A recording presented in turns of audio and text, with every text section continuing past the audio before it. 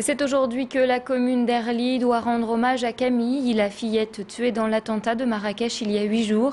Dès 18 h, les commerçants vont baisser leurs rideaux et fermer boutique. Les habitants sont invités à déposer une bougie devant chaque enseigne et maison de la commune en signe de soutien à la famille de Wailly. À 20 h, une célébration publique est organisée en l'église d'Erly. Elle sera dirigée par l'abbé Carton. Le comité de suivi du mouvement marocain du Nord a indiqué qu'il serait présent aux obsèques. Le mouvement a dit par ailleurs qu'il condamnait fermement l'attentat perpétré au Maroc. Je vous rappelle que l'explosion du café Argana a fait 16 morts le 28 avril dernier. Je vous propose d'écouter l'un des membres de ce comité, c'est Baptiste Blic qui l'a rencontré. On ne désigne pas de responsable de ces attentats, ni qui est derrière, on ne sait pas.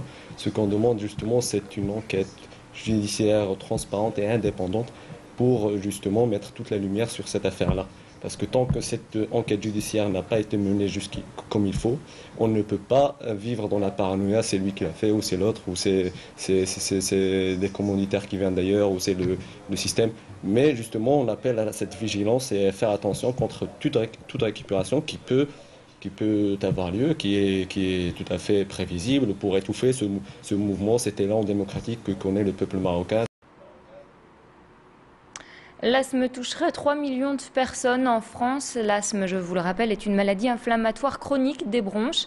Celle-ci se contracte et empêche le passage de l'air. L'asthme peut être d'origine génétique, mais il peut aussi apparaître à cause de la pollution extérieure ou intérieure.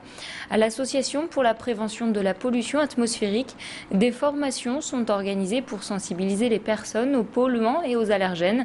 Dans une maison, les peintures, les aérosols, les acariens ou même les moisissures peuvent déclencher une crise. Plus d'explications avec cette chargée d'études rencontrée par Élodie Bernachon. Alors une crise d'asthme, on peut la déclencher dans différentes pièces. C'est vrai que souvent on parle beaucoup de la chambre parce qu'on y passe beaucoup de temps, qu'on y dort. Donc c'est vraiment la pièce à privilégier quand on est asthmatique ou quand on est allergique. Il faut également faire attention à la poussière et surtout aux petits acariens qu'on trouve donc dans nos matelas, rideaux, tapis, moquettes. Donc des petits animaux microscopiques qui malheureusement transportent sur eux des allergènes. Et c'est ça qui déclenche chez certaines personnes l'asthme ou l'allergie. Le 17 mai, c'est la journée internationale de lutte contre l'homophobie. Un point presse était organisé hier par la mairie de Lille pour présenter l'ensemble des actions proposées dans le cadre de cette journée.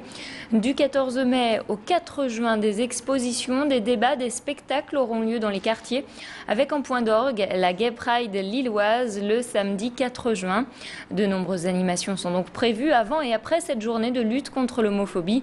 Pour la mairie de Lille, il faut mettre l'accent sur la sensibilisation car il y a encore du travail du côté de l'acceptation de l'homosexualité. On connaît toujours au jour d'aujourd'hui des agressions homosexuelles, on connaît toujours des plaintes de jeunes qui, parce qu'ils ont décidé de vivre au grand jour auprès de leur famille et d'assumer totalement ce qu'ils sont, ce qu'ils n'ont pas choisi d'être mais ce qu'ils sont, ces jeunes qui vivent parfois des discriminations, qui sont expulsés de leur domicile, qui ne sont pas acceptés par leur famille. Donc toutes ces situations-là existent et c'est la raison pour laquelle nous avons décidé cette année d'avoir une programmation très importante de sensibilisation autour de cette journée de lutte contre l'homophobie et la transphobie. On ouvre une page sport et on va maintenant parler de l'affaire des quotas qui embarrasse sérieusement la Fédération française de football. Dans tous les clubs de foot, chacun a désormais son opinion sur ce scandale. À Roubaix, les amateurs de l'ASC Trois-Ponts sont dépités. Pour eux, les vertus du sport sont tout simplement bafouées. Certains jeunes ont même peur d'être victimes de ces soi-disant quotas. Écoutez la réaction de l'entraîneur de ce club. Il s'est confié à notre reporter Tanguy Lécluse. Le problème, c'est qu'aujourd'hui, ils ont brisé le rêve de pas mal d'enfants, notamment des jeunes qu'on a chez nous. On entend parler les jeunes et on nous dit que, voilà, regarde, il y a du racisme, c'est incroyable, c'est grave. Nous, on a des jeunes qui sont déjà à Clairefontaine, notamment par le biais du football en salle. Des jeunes qui jouaient chez nous et des jeunes du quartier. C'est clair qu'ils se posent des questions sur leur retour à Clairefontaine. Ils se demandent comment ils vont être reçus. C'est ça dans la mesure où c'est des Maghrébins ou des Noirs, ils se demandent comment ils vont être accueillis d'abord. Le Stade de France devrait être plein à craquer pour la finale de la Coupe de France le 14 mai prochain. Les 3000 places mises en vente hier après-midi à Lille sont parties comme des petits pains. Les plus motivés sont arrivés dès 4 h du matin pour avoir la meilleure place dans la file d'attente. La billetterie a ouvert à 12h30 et les supporters qui sont arrivés après 14h45 n'avaient presque aucune chance d'avoir accès au précieux sésame. Bref, hier, du côté des guichets du stadium Lille Métropole, il y avait des heureux et il y avait des déçus. C'était pas la peine d'attendre puisqu'il y avait 2 heures d'attente sans avoir des places, sans être sûr d'avoir des places. C'est pas normal, il y a des gens qui prennent plein de places et puis nous on est arrivés. On devrait savoir s'il y a encore de la place au lieu de faire la queue pour rien. Il y a un homme qui est passé avec ses billets qui a dit que depuis 11h ce matin il attendait. Donc, et comme il reste moins de 1000 places, là il y a au moins 500 personnes. Donc, Oui, un peu déçu quand même, oui, je vais essayer de trouver une autre solution.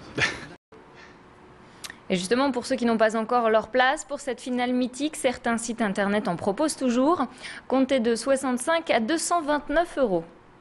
Et puis toujours concernant la billetterie, mais dans un tout autre genre, sachez que vous pouvez acheter votre place pour le concert de Beyoncé dès aujourd'hui. La reine du R&B se produira sur la scène du Zénith de Lille le 22 juin prochain. Un événement puisque seulement 3 dates sont programmées en France. Enfin, une dernière info pour les amis des bêtes. Le zoo de Lille vient d'accueillir 2 nouveaux pensionnaires. Il s'agit de 2 rhinocéros blancs.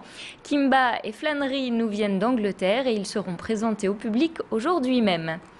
Voilà, c'est la fin de ce flash. On se retrouve dans un court instant pour faire le point sur la météo et vos conditions de circulation.